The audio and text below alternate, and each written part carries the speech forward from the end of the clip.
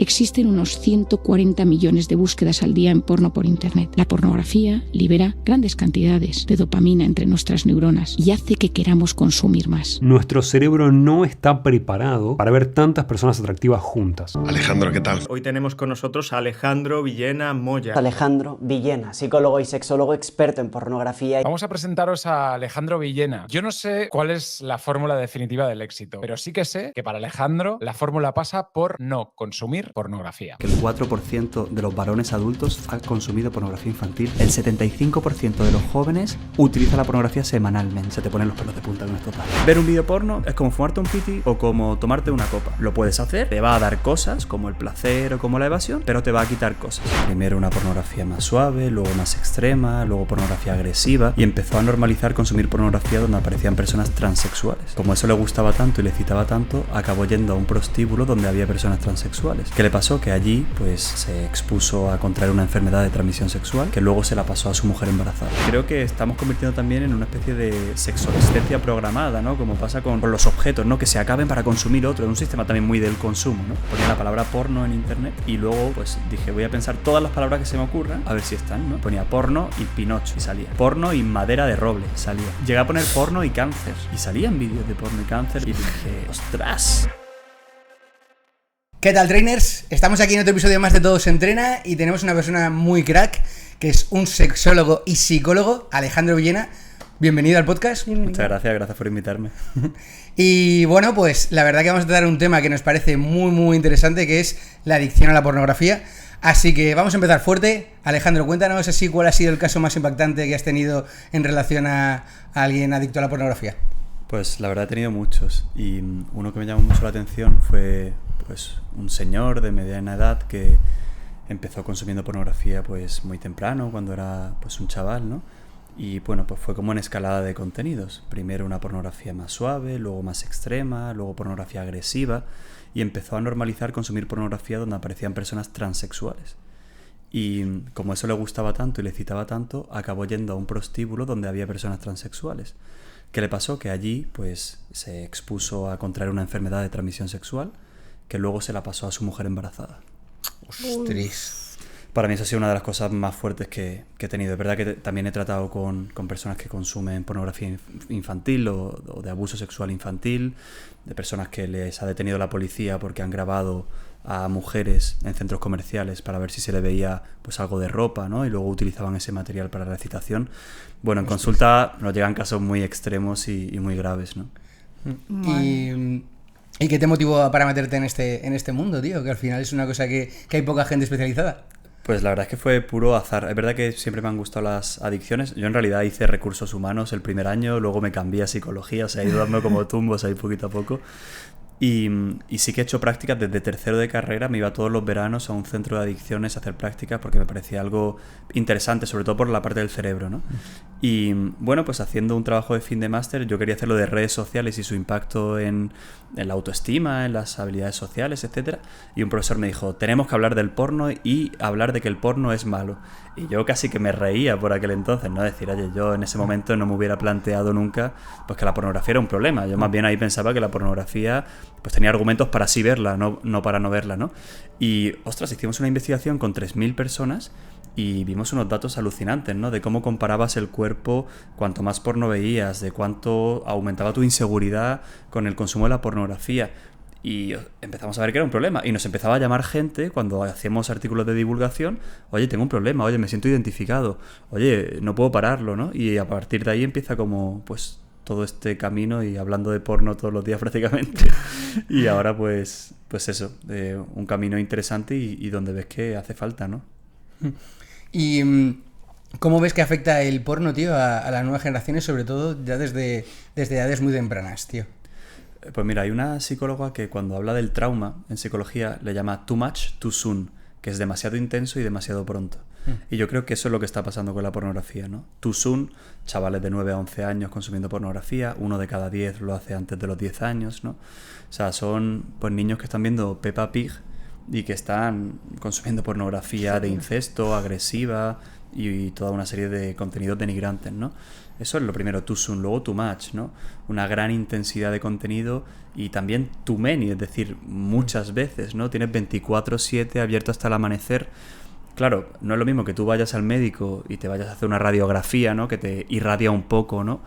Con algo que no es bueno para tu salud y para tu cuerpo, a que vivas en Chernobyl, ¿no? Donde estás expuesto a una radiación enorme. Pues ese también es un cambio muy importante. No sé, la primera pornografía a la que yo tuve acceso era una imagen, era una revista, ¿no? Era algo como muy esporádico, muy poco intenso, muy poco explícito.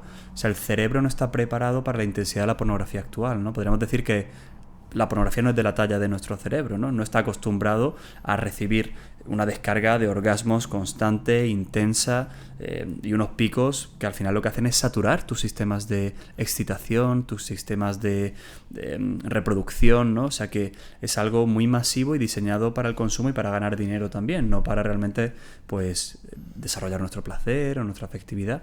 Y eso en un chaval de 9 o 11 años que no tiene un modelo y que no se ha dado un beso todavía con un igual, pues claro, imaginaos, ¿no? Estoy viendo vídeos donde hay orgías, pero todavía no me he dado mi primer beso o no he dado la mano a alguien. Ostras, eso es un choque muy grande, ¿no? Total, eso es justo lo que te iba a comentar, tío. O sea, al final los chavales jóvenes que empiezan a consumir pornografía y todavía no han tenido ninguna relación sexual, eso les tiene que afectar de una forma muy, muy directa. Es decir, tienen que tener como una idealización de la relación o del acto sexual que van a realizar de una forma completamente difusa a la que a lo mejor teníamos, como dices tú, nosotros en nuestra época, ¿no? A ti te gusta mucho el cine, ¿no? Y podríamos decir que el guión que construye la pornografía es un guión que no está pensado para enseñar o para educar o para informar. O sea, el guión que construye es el punto de vista ya solo, ¿no? De la escena.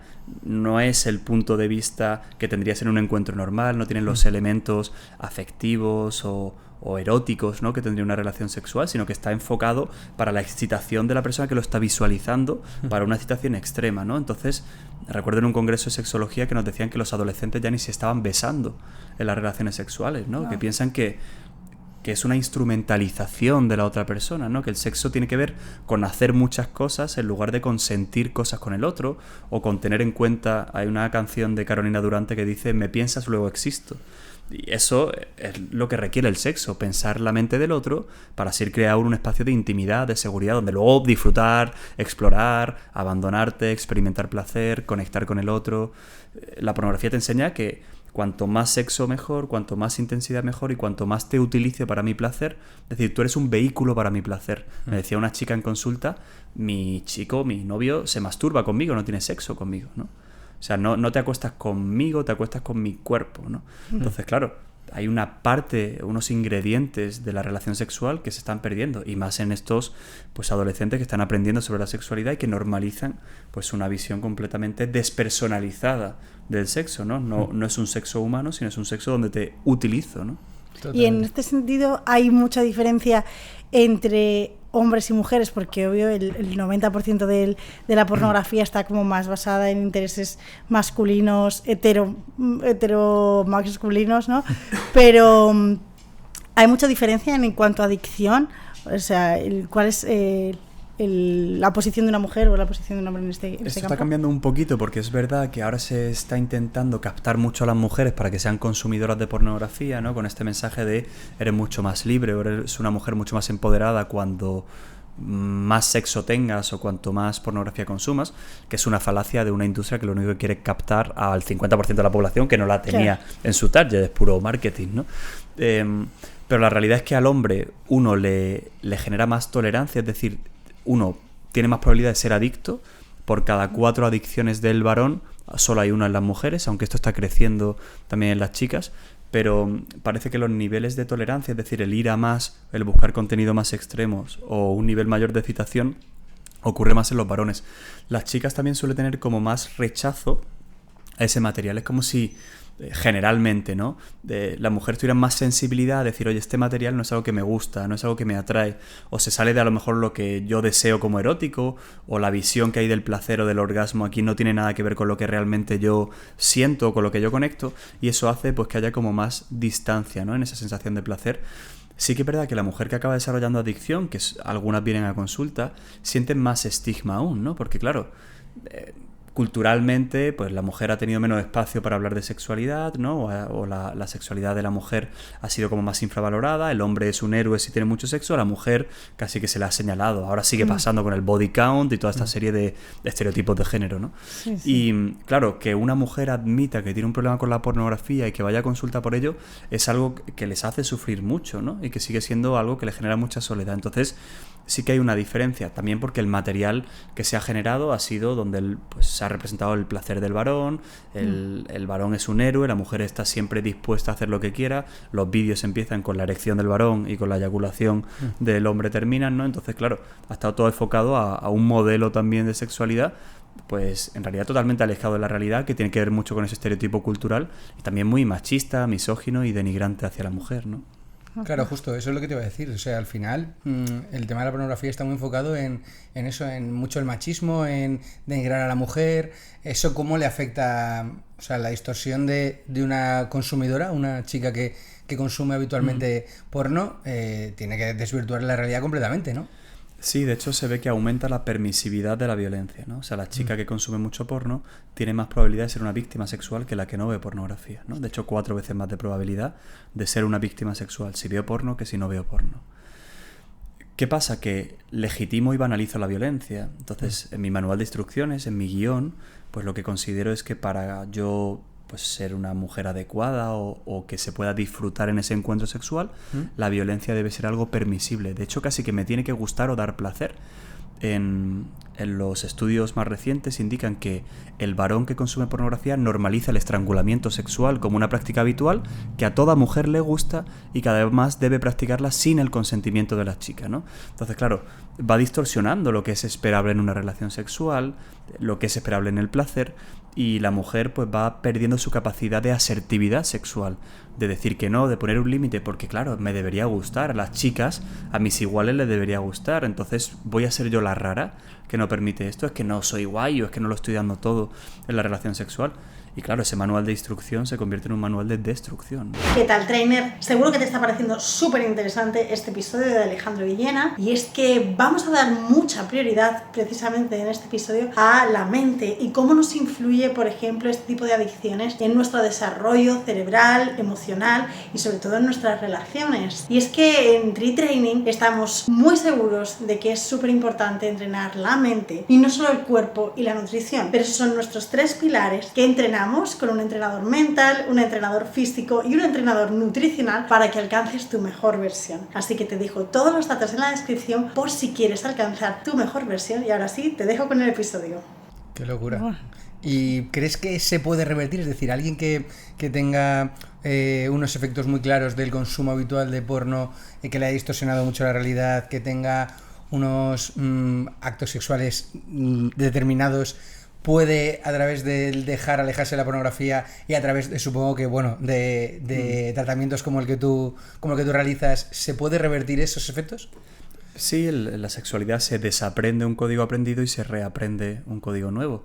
Es verdad que cuanto antes hayas empezado, cuanto más adicto hayas sido y cuanto más consecuencias perjudiciales hayas tenido, más difícil será que esto cambie. De hecho, hay pacientes que te dicen, yo es que veo mujeres y solo veo cuerpos, no veo personas.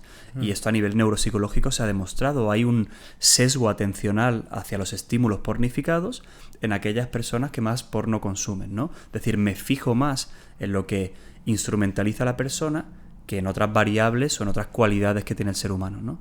Entonces, si seguimos un tratamiento adecuado, si aprendemos a reconectar con los sentidos, con el erotismo sano de la sexualidad, si pues la persona se aleja un tiempo de la pornografía y empieza a conectar con una sexualidad más conectada con el cuerpo, en el momento presente, donde lo sensorial está más presente, donde te tengo en cuenta, ¿no? Me piensa, luego existo, como decíamos antes, donde me comunico, donde quiero saber qué necesitas también y soy responsable de tu afectividad y de lo que tú necesitas y me hago cargo de tu placer, ¿no?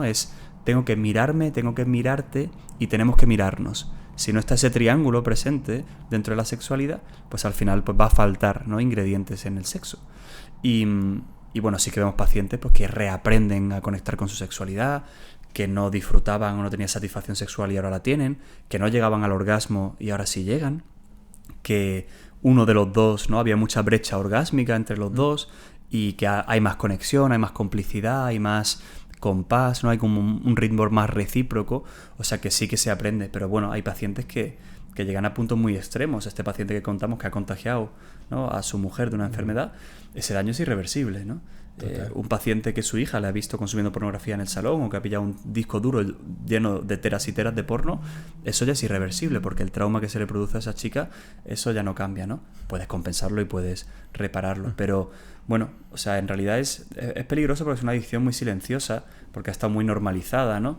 A todos y a todas ahora también, ¿no? Nos han educado casi como que el porno era algo normal, deseable, parte de tu repertorio sexual, y no había un cuestionamiento sobre la pornografía. Vamos, yo no me he cuestionado que la pornografía era algo perjudicial hasta que empecé a estudiarlo, y ahí empecé a construir un discurso contrario a la pornografía. Si no me dedicara a esto, pues estaría viendo porno o estaría reenviando porno en el grupo de mis amigos. Yo a mis amigos, pues durante estos años hemos tenido muchas batallas y muchas discusiones, habrá ¿no? bromas también. Soy el pesado del porno y os podéis imaginar los memes, tengo stickers, bueno, nunca lo sacaré a la luz, pero bueno, pues cada vez que mandaban algo yo les mandaba un estudio que dice que el porno da disfunción eréctil, ¿no? Entonces se lo ponía ahí para intentar hacer un poco de crítica. Y bueno, que yo tampoco quiero imponer mi verdad a nadie, ¿no? Yo al final lo que yo defiendo lo defiendo desde un discurso profesional y ético y científico, ¿no? Y digo, si la ciencia demostrase que la pornografía fuera algo estupendo, estaríamos promocionándola, ¿no? Pero es que es todo lo contrario. Y es una industria que lo único que busca es lucrarse a través de tu placer, pero no busca que tú obtengas más placer, ¿no? Entonces, es una gran mentira la pornografía. Y creo que es necesario pues que podamos darle voz. Y sobre todo cuando lo ves en pacientes que sufren, ¿no? Pues dices, ostras, ¿hasta dónde puede llegar? No me gustaría que para alguien que yo quiero, ¿no? Pues que acabase ahí, ¿no? Sí, y encima yo creo que nos afecta un poco a todos en menor o mayor medida, ¿no? A lo mejor el inicio del porno, no sé cómo lo ves tú, el tema de las redes sociales, tío, la sexualización, porque, por ejemplo, yo te cuento mi caso concreto. Me acuerdo que cuando empecé con Instagram, de repente empecé a seguir a gente que sigue mucha gente, a famosos, a famosas, a modelos, a futbolistas, a tal. Y es verdad que de repente yo me acuerdo que me dio un día cuenta que salía a la calle, tío, y tenías como un estándar de belleza mucho más alto de lo que es realmente real. Aparte que lo que sale en las redes sociales no es la realidad, que eso es otro tema. Pero veías que te afectaba, tío. Y me acuerdo que ese día me hice un clic en mi cabeza y dije, ¿qué cojones? Voy a dejar de seguir a toda esta gente porque no tiene ningún sentido, porque esto no es real, porque no me está mostrando la realidad y porque no tiene sentido. También dejé de seguir a futbolistas y tal, porque tampoco me interesaba su vida.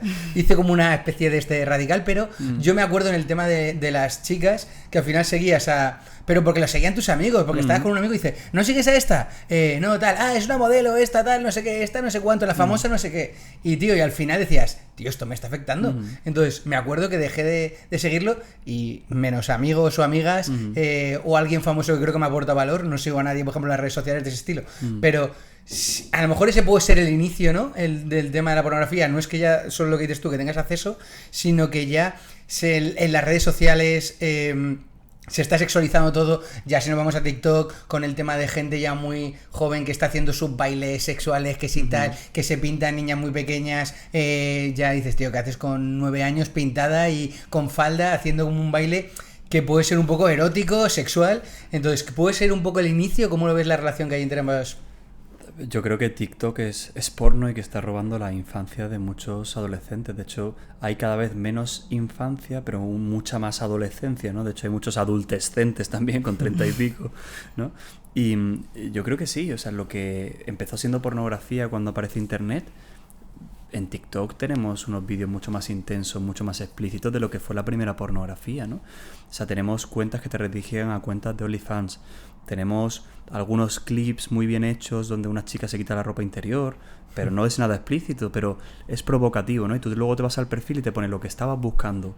Aquí está, ¿no? Entonces es una manera de retenerte todo el rato, es alucinante, y todo un entramado, es toda una industria muy maquiavélica, ¿no? Porque está muy hecha para que te llame la atención, ¿no? Y si tú te dejas llevar por la corriente de los algoritmos, va a intentar, porque eso es lo que te retiene en Instagram y por tanto a Instagram le interesa retenerte. Entonces, claro, la pornografía y el marketing van muy de la mano, pero es un producto que te atrae mucho. Tu cerebro está preparado para que eso te atraiga, te llame la atención.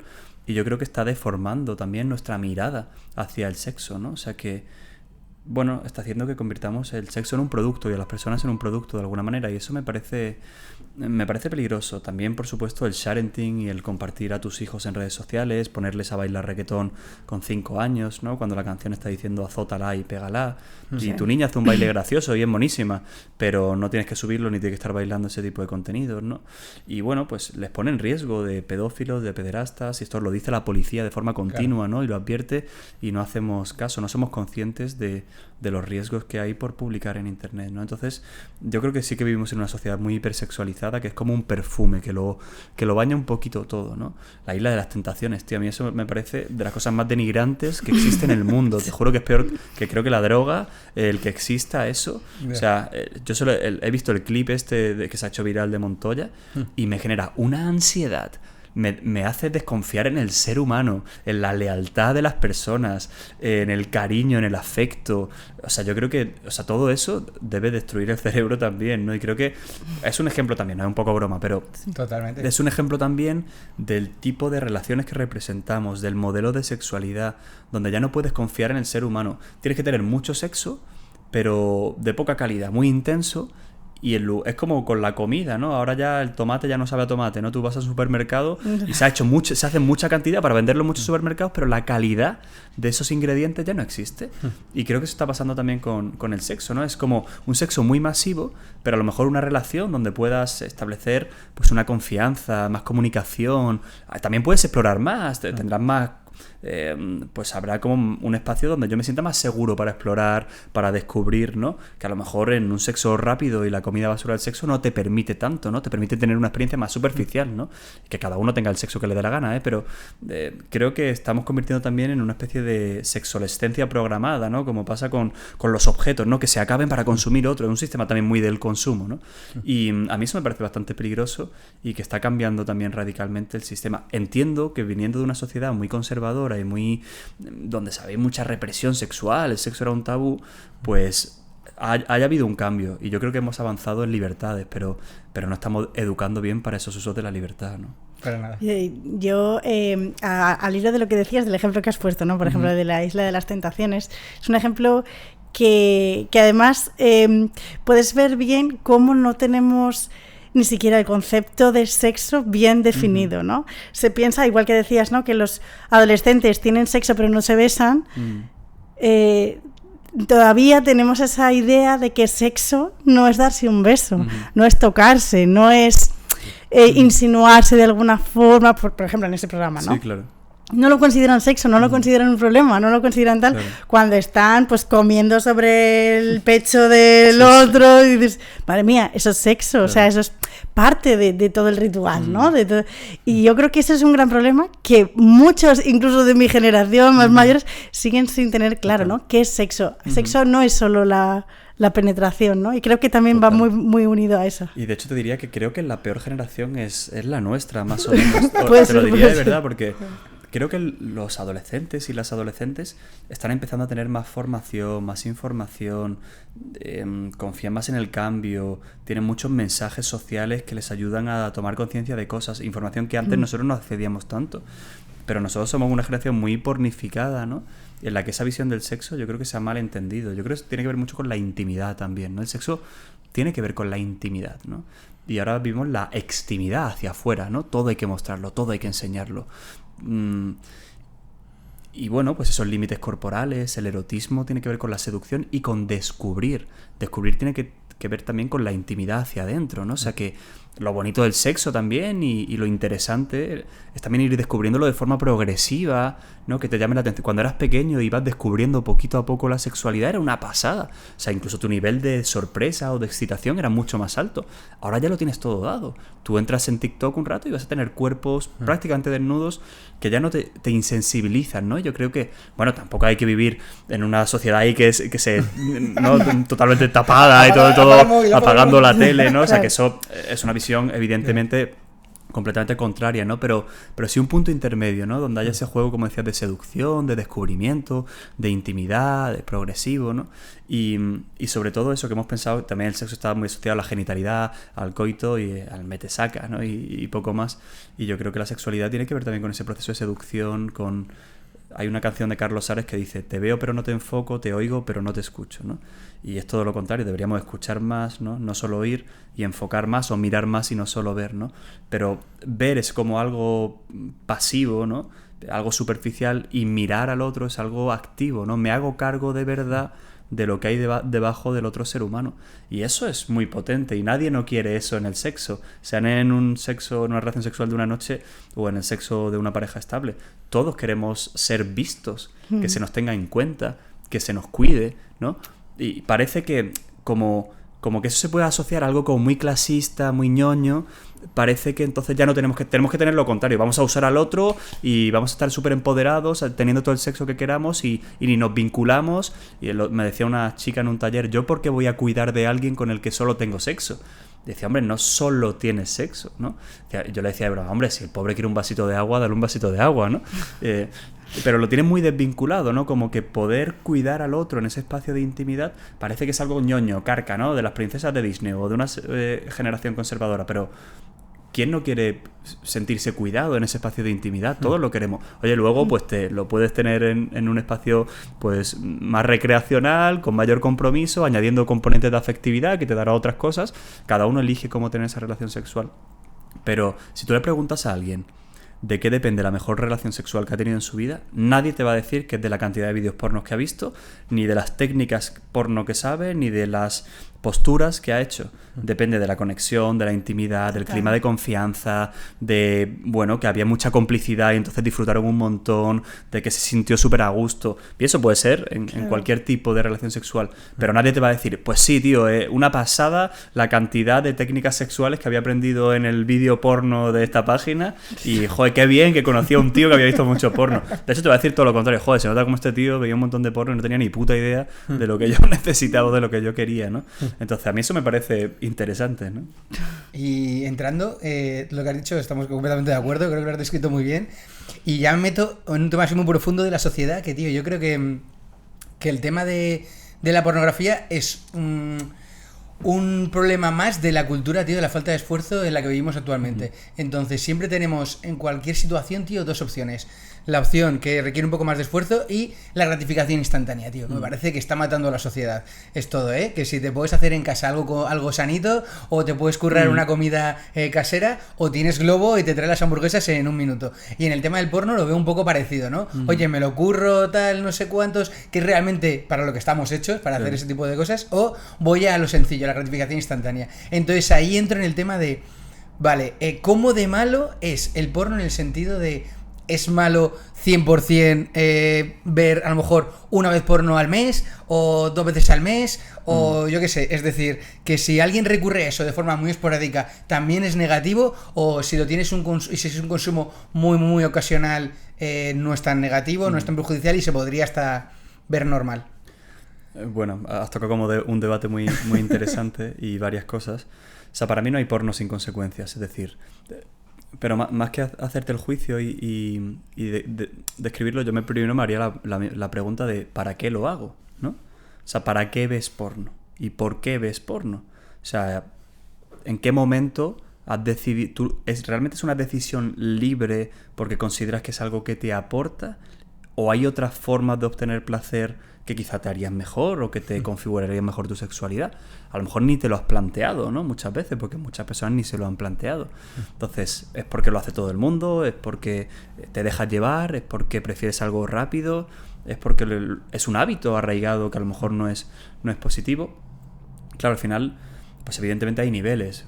Que una persona vea pornografía de forma esporádica, pues a lo mejor no le va a condicionar de forma total su vida sexual, ni le va a generar esa visión tan agresiva, pero el primer cigarro, pues es en potencia el cáncer de pulmón, ¿no?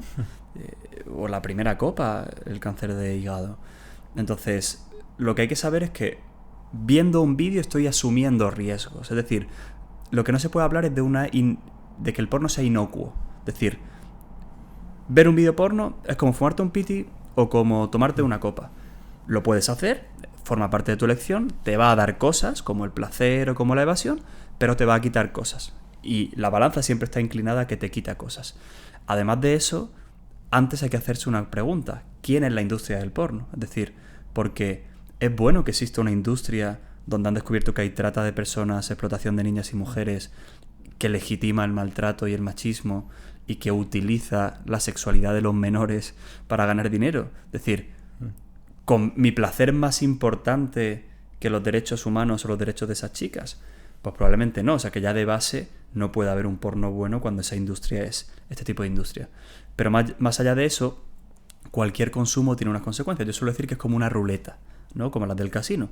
Tú, en cuanto ves un vídeo porno, tiras una bolita y alguna casilla te va a tocar. Puede ser la agresividad, puede ser la adicción, puede ser el problema de la sexualidad, una narrativa ideal del sexo que luego no es la real, puede ser una instrumentalización, una cosificación, pero alguna consecuencia siempre te va a tocar, ¿no? Entonces, sí, siempre hay un porno que tenga una consecuencia. No existe un porno bueno, un porno sano, un porno ético, un porno saludable. Y hay diferentes niveles, ¿no? Entonces, lo que decías de la... Perdón que me enrollo, ¿eh? No, no te preocupes. Pero lo que decías de esta sociedad del esfuerzo, yo creo que lo define muy bien, ¿no? Yo suelo hablar del sexo de yo y ya, ¿no? Yo creo que eso define... También la sociedad lo quiere, lo tienes. Quiero comida, me llega por Globo. Quiero sexo, entro en Grindr, en Tinder. Quiero un libro, me llega por Amazon, ¿no? O sea, todo lo que quiero lo tengo en un instante. Y el cerebro realmente requiere de un poquito de energía, de un poquito de motivación y de un poquito de espera para conseguir las recompensas, porque si toda la recompensa la obtiene de forma inmediata, lo que va haciendo es saturar mis sistemas del control y mi tolerancia a la frustración de no tener algo se deteriora. Entonces vuelvo a mi cerebro un caprichoso. Y eso lo que hace es que me vuelva muy ansioso, que necesite constantemente tener algo y que no sea capaz de tolerar pues la posibilidad de no tenerlo. Y en la vida las cosas requieren de espera y de paciencia.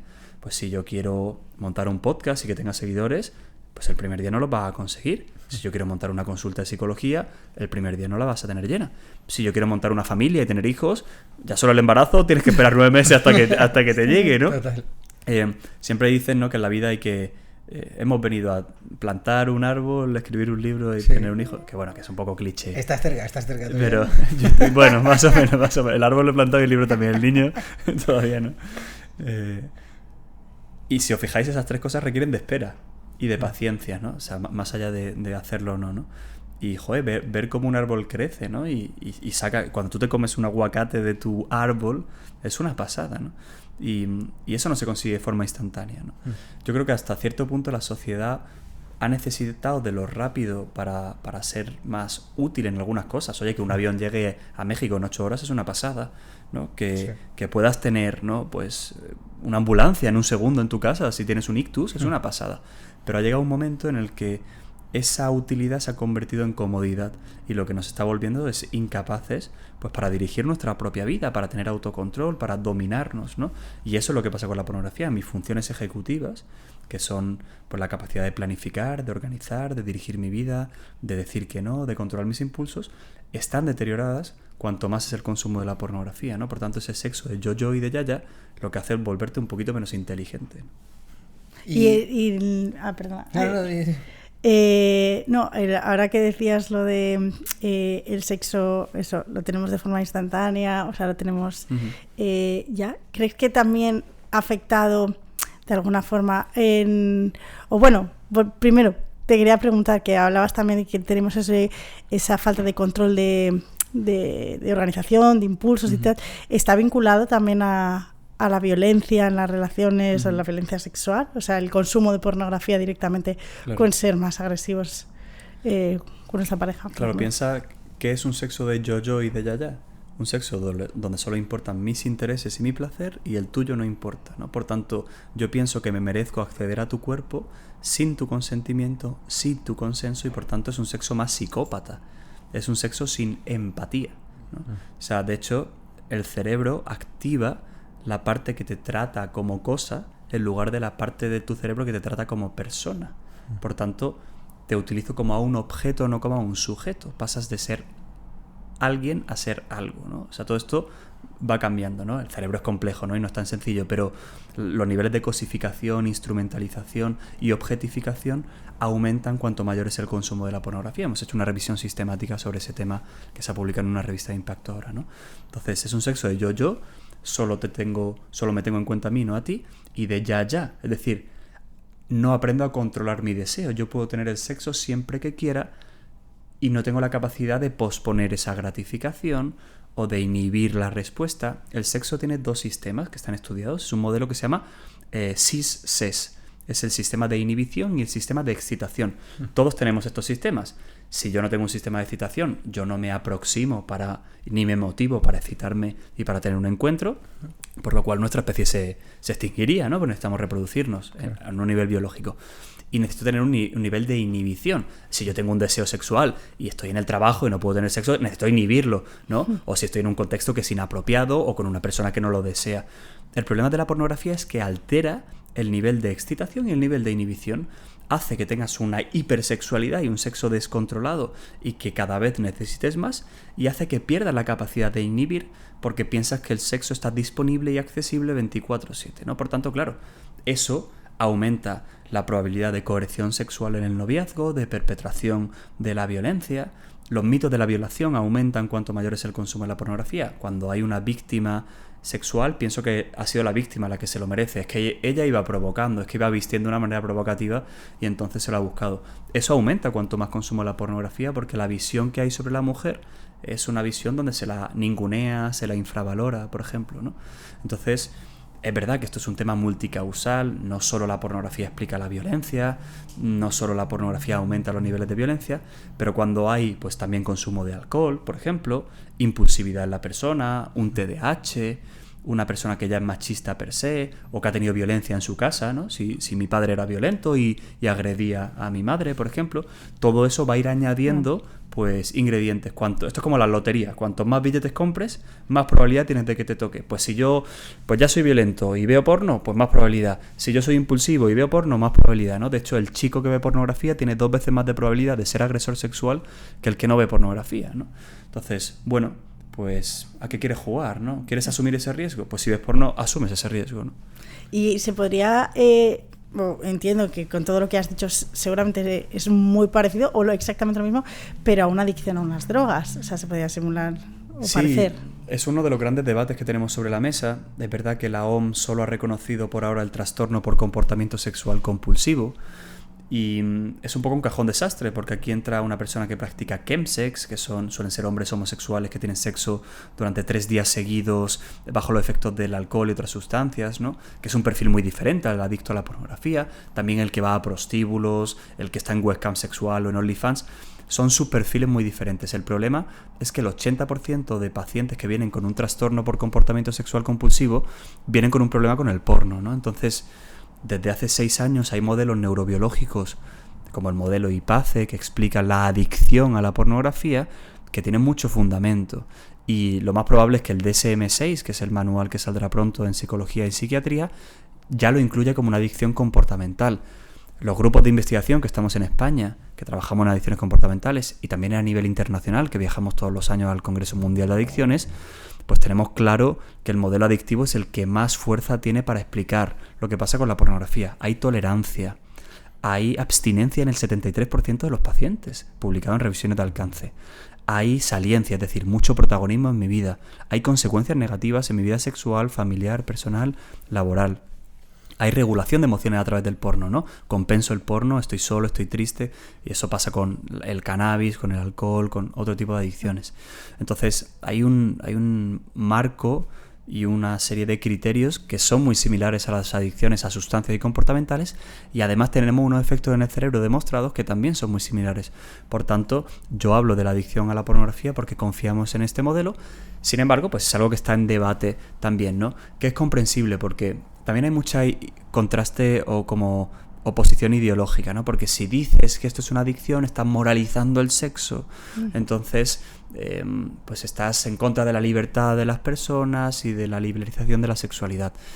Y hay una parte de razón, es decir, no todo el mundo que vea porno tiene una adicción al porno, ni podemos clasificar en la consulta a todas las personas como adictos, pues eso sería un juicio que podemos emitir. Si yo soy un activista en contra de la pornografía, yo no puedo estar emitiendo juicios con todos los pacientes. Yo tengo que ser aséptico en mi consulta y establecer unos criterios. Nosotros hemos validado una escala, por ejemplo, un cuestionario psicométrico para determinar cuándo hay una posible adicción a la pornografía, y si no pasa ese punto de corte, esa persona no tiene una adicción y no tratamos la adicción.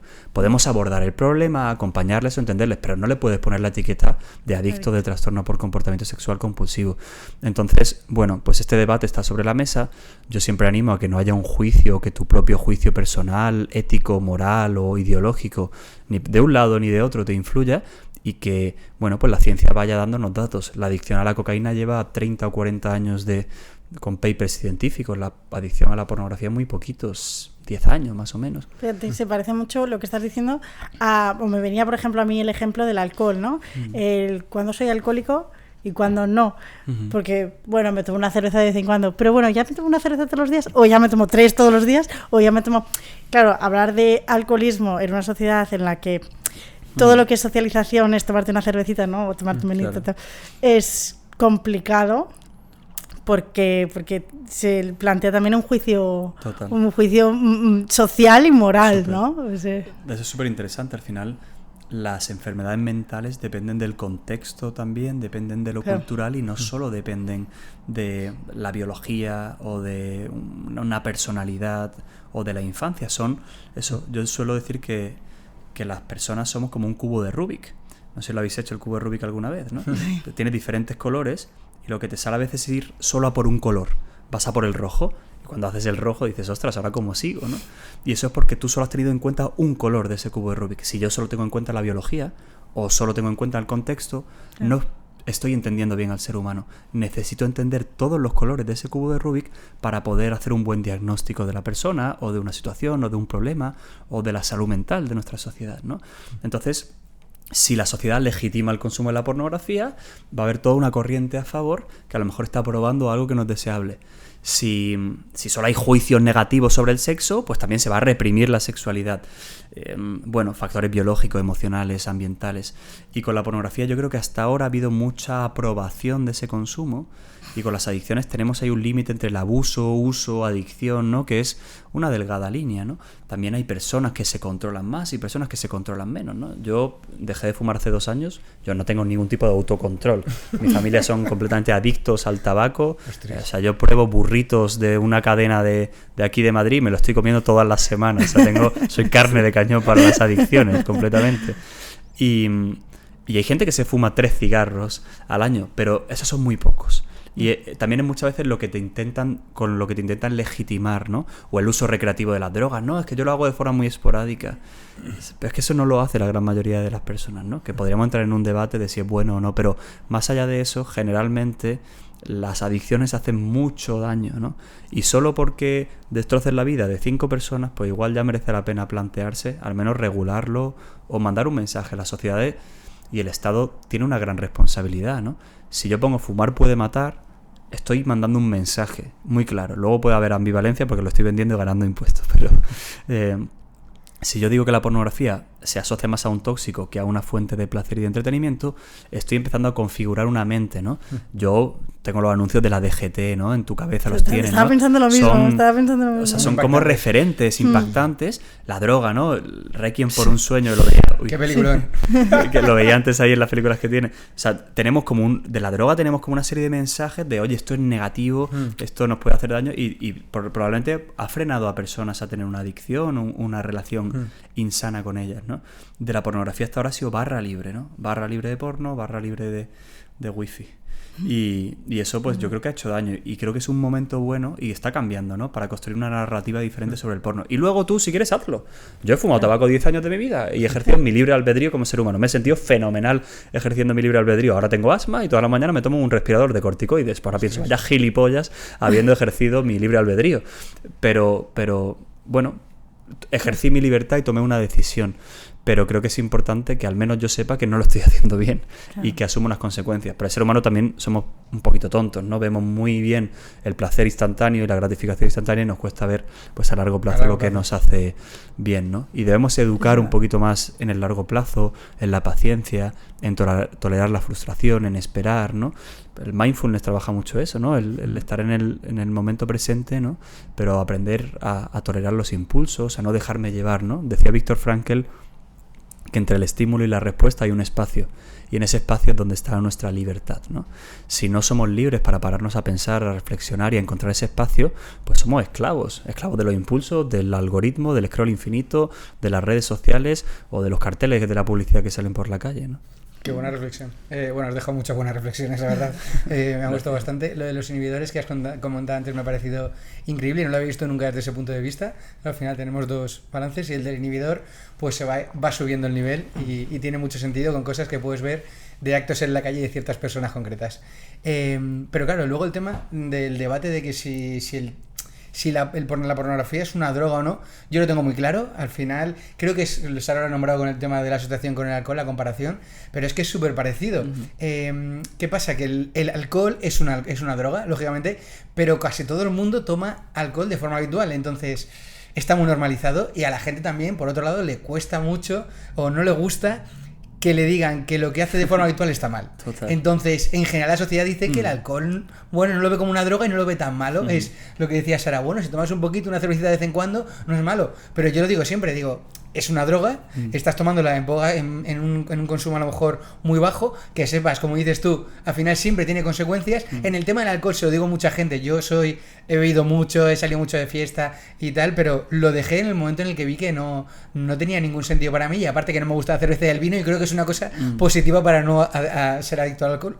Pero el tema de todo tiene una consecuencia, yo a la gente le veo, no se da cuenta, pero a veces un amigo mío se toma una cerveza o 2 cervezas un día y al día siguiente, tío, está más deprimido. Yo me tomo una copa un día, que ya te diría que a lo mejor lo hago una vez al año o cada 6 meses, y al día siguiente, tío, mi cerebro, como es depresivo, me planteo cosas en mi cabeza que nunca me planteo. De repente tienes como mensajes negativos a la mañana siguiente y dices, si me tomé 2 copas, pero no estás acostumbrado a tomar eso, y encima es que es una droga, todo como dices tú tiene consecuencias. Pero a donde quiero llegar a parar del tema del alcohol y la pornografía es que seguramente lo que pasa con la pornografía, no sé, tú sabrás más porque al final aquí eres experto, pero seguramente pasa algo parecido a lo del alcohol, que está tan normalizado, la gente lo usa de manera tan habitual que no lo ve tan malo. Y también creo que a lo mejor ahí entra un poco el que yo me pongo a reflexionar un poco cómo hemos llegado a este punto de yo creo que a lo mejor la pornografía ahora es bastante más agresiva de la que era a lo mejor hace 20 o 30 años, que era cuando se inició, y a lo mejor ese crecimiento progresivo, ¿no? En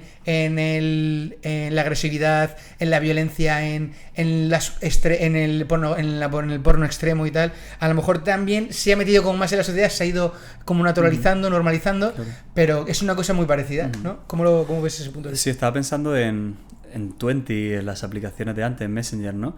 Y, ostras, cada vez todo va mucho más rápido y es mucho más intenso, ¿no? O sea, primero salió Instagram, ¿no? Que ya era como muy visual y empezaron cada vez vídeos a cortarse más, ¿no? Cuando salió Twitter todo eran menos caracteres, ¿no? Entonces, al final lo que se está buscando es una reducción de las cosas y mayor intensidad. En el sexo lo que consigues es lo mismo, vídeos más cortos, más intensos y más agresivos, porque ahí estás consiguiendo una mayor intensidad, ¿no? Por tanto, de alguna manera es una evolución también de una sociedad pues que ha ido como perdiendo por el camino la capacidad crítica, la narrativa completa. Tú pregúntale, yo doy clase en muchas universidades, pregúntale a alguien quién paga por una suscripción a un periódico. No sé si vosotros pagáis, ¿eh? ¿Pagáis alguno? Da igual, me da igual el país, que el mundo, No. ninguno. Pues gente, la gran mayoría de la población con un nivel socioeconómico o cultural medio alto, ¿no? Ya no lee una noticia entera en el periódico. O sea, lees un titular, te informas por TikTok, has visto la noticia, el clickbait. Entonces, cada vez tenemos menos capacidad para desarrollar las cosas. Y con el sexo está pasando un poco lo mismo. Es todo un sexo que ya no tiene una narrativa. Antes, ¿no? Hablas de la seducción, un antes, un después. El sexo es como cuando uno va a comer. Uno no va a comer, tú vas a comer con tu pareja o con los amigos y no vas solo a comerte el filete rápido y ya está. Y a la sensación placentera de comerte un chuletón. Tú vas, te tomas la cervecita. Bueno, estábamos hablando justo de alcohol, pero con unas aceitunas, ¿no? El previo, el aperitivo. Van llegando los amigos, te vas saludando, te vas poniendo al día, luego comes, te atienden, ¿no? Joder, la experiencia de que te atiendan, te pregunten qué quieres, se negocia, se habla, se consensúa, se genera una buena conversación, hay un buen rato, luego hay un postre, luego hay un post, hay una sobremesa. El sexo es también así, o debería ser también así, con unos ingredientes, una experiencia, no es solo un pico de placer, un orgasmo y ya está. El placer en el sexo debería ser una consecuencia, no un fin. Y ese es el problema, ¿no? Eso es lo que está cambiando un poco todo, ¿no? Entonces, con lo que decías antes también del tema del alcohol, a mí una cosa que también me hace reflexionar es que no hay nadie que se sienta orgulloso al día siguiente de haber visto porno, pero hay mucha gente que sí que se arrepiente de haberlo visto. O sea, si un tío, me acuerdo en la universidad, ¿no? Pues que llegaba a clase y abría el ordenador y tenía el vídeo porno que había visto la noche y se moría de vergüenza, ¿no? Pues se le había olvidado quitarlo. Claro. Si tú has visto, yo qué sé, Sospechosos Habituales, pues te da igual, no te preocupa, ¿no? O sea, yo qué sé, yo fui al cine el otro día a ver Capitán América y el día siguiente lo cuento en el trabajo. Pero si tú has visto un vídeo porno donde hay dos tíos haciendo no sé qué con una tía, igual no te sientes tan orgulloso. Y para mí eso es un claro reflejo de que es algo muy silencioso y que no es algo bueno. Porque si tú no te enorgulleces de ello, pues quizá, o si tú no lo muestras, lo que tú no muestras o lo que tú escondes de ti es algo con lo que no te sientes satisfecho, ¿no? Pues intentas esconder tus defectos, tus debilidades, ¿no? Somos así. Pues está claro que eso debe ser un defecto, porque si no tú te enorgullecerías y al día siguiente estarías contando, pues mira, ayer me excité viendo este vídeo de no sé qué, ¿no? Entonces, creo que eso también es un reflejo de que, bueno, no forma parte de un repertorio saludable de la sexualidad, sino de algo oculto, raro, donde se erotizan también fetiches extraños, ¿no? Y prácticas alejadas de la realidad, ¿no? Yo, bueno, he descubierto mucho. Para mi libro lo que hice fue hacer una prueba, ponía la palabra porno en internet y luego pues dije, voy a pensar todas las palabras que se me ocurran, a ver si están, ¿no? Y ponía porno y Pinocho y salía. Porno y madera de roble, salía. Llegué a poner porno y cáncer. Y salían vídeos de porno y cáncer de gente en el hospital. Y dije, ¡ostras! Qué locura. Además, claro, yo cada vez llevo más años sin ver pornografía desde que lo dejé y cada vez tengo más sensibilidad y me genera más rechazo simplemente entro en webs para hacer capturas de pantalla de muchos títulos que luego pongo en conferencias y ya solo estar ahí me genera rechazo y antes no era algo que me generara rechazo, ¿no? Entonces me llama la atención cómo el cuerpo recupera la sensibilidad y algo que a lo mejor era muy normal ahora no lo es. Y probablemente muchas personas que estén viendo porno hoy, si dejan de ver porno y están 2 años sin ver porno, volverán a ese vídeo y dirán, ostras, ¿en serio me gustaba esto? O esto me atraía, ¿no? Entonces, bueno, también la pornografía ha permitido la erotización de una serie de prácticas. La perversión siempre ha existido, la violencia, ¿no? Pero antes formaba parte de un imaginario de muy pocas personas en el mundo. Pues sí, siempre ha habido, ¿no? En la antigua Grecia, el Marqués de Sade, claro. Históricamente ha existido, pero que eso esté disponible 24/7 para miles de personas y que se dé como válido y que los estados lo aprueben y que no haya regulación para los menores sobre cualquier tipo de contenido, pues bueno, es que es una ficción. No es una ficción. Si la chica recibe un bofetón en la escena pornográfica, el bofetón lo recibe de verdad. Eso no es ficción, ni es ficticio. O sea, está representando algo que no es real, pero la violencia, tú en Capitán América, pues hay un doble, o hay inteligencia artificial que lo hace, ¿no? Entonces, bueno, hay muchas trampas que creo que tenemos que desmontar para tomar conciencia de que el porno no es deseable, ¿no? Bueno, y creo que tenemos que también saber distinguir entre lo que es ficción, ¿no? Pero igual te pasa con las películas románticas estupendas estas, ¿no? Que tú estás trabajando en una tienda de mierda y viene un millonario en helicóptero, ¿no? Claro. ¿No? Las sombras de Grey. Pues dices, vamos a ver, por favor, a ver. Y que fíjate, ahí meten también, ahí hay muchas más cosas, ¿no? En esa saga.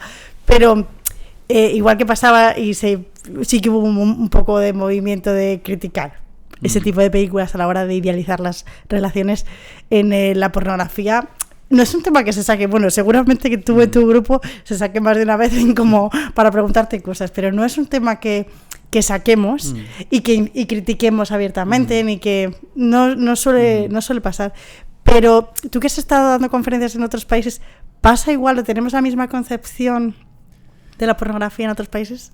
O sea, esto es algo internacional. O sea, el porno no entiende de culturas, no entiende generalmente de clases, salvo, bueno, a sitios donde no llegue internet, ¿no? Y no haya esa posibilidad. Pero la realidad es que es algo generalizado, masivo y mundial, ¿no? Es verdad que hay algunas culturas, bueno, pues quizá que puedan ser más machistas, o bueno, que haya aspectos culturales o también más religiosas, ¿no? Que haya un sesgo también moral dentro de esto. Bueno, hay algunos factores culturales que están estudiados e investigados, pero generalmente la pornografía llega por internet a todo el mundo y afecta por igual a todas las personas, ¿no? Sí que hay algunos factores que tienen que ver más bien con la familia o con internet, que sí que van a favorecer que haya mayor consumo, ¿no? Por ejemplo, familias cohesionadas pues hacen que haya unas normas un poquito más claras, una estructura más clara en esa dinámica familiar y previenen la adicción o el consumo. En familias que son muy conservadoras, que han tenido una visión muy negativa del sexo, eso curiosamente hace todo lo contrario, ¿no? Que tengas una visión más negativa de la sexualidad, por tanto busques más en la pornografía porque en tu casa no puedes hablar de esto porque te han negado la sexualidad y entonces pues te puedas atrapar más ahí o que vayas asociando emociones negativas al sexo, ¿no? Que no se trata de eso. Tampoco se trata de un modelo completamente permisivo, que también hace o favorece. Si tu padre te enseña porno, ¿no? O sea, yo he tenido un paciente que su padre se lo llevó a un prostíbulo a perder la mal llamada virginidad, ¿no? Ostras, ¿no? Si tienes ese referente en tu casa, pues bueno, pues todo ese tipo de factores que sí que van a influir, ¿no? Pero bueno, España está en el puesto número 11 de consumo, más o menos. Estados Unidos están los primeros. En Estados Unidos, en algunos estados se ha declarado un problema de salud pública. En España, yo formo parte del grupo de 50 expertos que asesora al gobierno ahora, ¿no? Y es uno de los primeros países que han hecho un comité de expertos para proteger a los menores en Internet. Lo han hecho en Francia también. Reino Unido ya ha aprobado un certificado digital que está en marcha. Alemania también está trabajando. Bueno, sí que hay ciertos factores o ciertos países que tienen como mayor o menor implicación, ¿no? En China también hay bastante consumo de pornografía, ¿no? En países del este de Europa, que también hay mucha hipersexualización y muchas mujeres prostituidas, ¿no? Bueno, sí que hay algunos indicadores, pero generalmente los estudios multinacionales nos dicen que el consumo adictivo es generalizado, que la prevalencia en menores es alta y que ha aumentado en los últimos años y que las consecuencias, la agresividad, las expectativas en el sexo, en el cerebro, pues van siendo similares, ¿no? Pero al final Internet llega a todo el mundo, ¿no?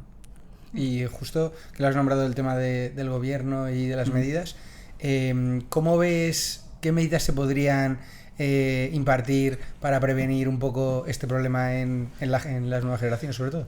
Nosotros hemos hecho 107 medidas, ¿no? Era un grupo de 50 personas expertas, había personas de la criminología, del ámbito del derecho, de la Agencia Española de Protección de Datos, UNICEF, Save the Children, ¿no?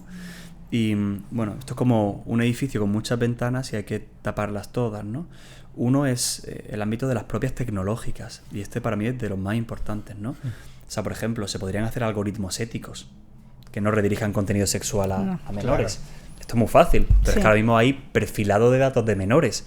O sea, hay incluso neurodatos que analizan de alguna manera cómo se comporta tu cerebro, pues basándose en tu perfil neuropsicológico en función de cómo reacciona en inhibición, respuesta. O sea, hay un montón de datos. O sea, por cuánto tiempo te detienes en un vídeo, a like, comentas, guardas, reenvías, a quién sigues, a quién siguen tus amigos. O sea, toda la metadata que hay sobre nosotros, pues es un tema brutal, ¿no? Entonces, hay mucho que se podría hacer desde ahí y eso es muy sencillo. Por ejemplo, podrías hacer que cada 10 scroll te diga, oye, llevas 10 scroll, te quedan otros 10 y se va a cortar la aplicación. Joder, eso para un adolescente de 16 años en TikTok no estaría mal, ¿no? Y si el algoritmo le recomendara cosas para hacer deporte, para tener una nutrición sana, en lugar de tíos y tías en bolas y todo hipersexualizado y tías que dicen que es súper estupendo trabajar en OnlyFans, pues igual molaría más. Igual mi adolescente pues lo tendría en TikTok todos los días si tengo un hijo, ¿no? Y eso no es difícil de hacer, ¿no? Eso no es complejo, no es llegar a la luna ni es crear un planeta nuevo en otro ecosistema, ¿no? Entonces, a mí eso me parece importante. O hacer móviles que sean, pues, diferentes para adolescentes que para adultos, ¿no? Un adolescente o un niño tiene un coche de juguete O los microcars estos, ¿no? Que son sin carnet, no tienen un Ferrari. Pues ¿por qué le estamos dando un Ferrari a un niño de 16 años? Pues que el móvil, por ejemplo, ¿le quieres dar un móvil a un niño de 11 años? Vale, dáselo, pero que WhatsApp, por ejemplo, solo pueda... uno, no puede enviar imágenes, no puede enviar stickers, no tenga acceso a la cámara y solo puedas tener en WhatsApp a las personas que tus padres han aceptado. Con una clave de doble verificación. Sería súper sencillo hacerlo. Entonces tú tienes a tus primos, a tu hermana, a tus padres y a tus amigos del cole que tu familia ha controlado quién son o quiénes son, ¿no?